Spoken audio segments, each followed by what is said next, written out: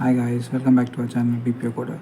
If you are new to the channel, then please do like, share and subscribe to our channel BPO Coder.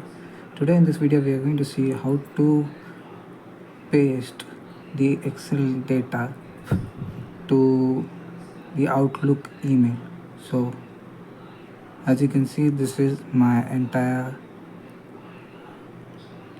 data which I am going to send it or paste it in the email body using VBA Excel. So this is the macro button. If I click this once, then you'll see that our data has been pasted in the email body with the attachment. So if you want to learn how to do this, then please do like, share and subscribe to our channel BPO Coder and click the link given in the description box. Bye.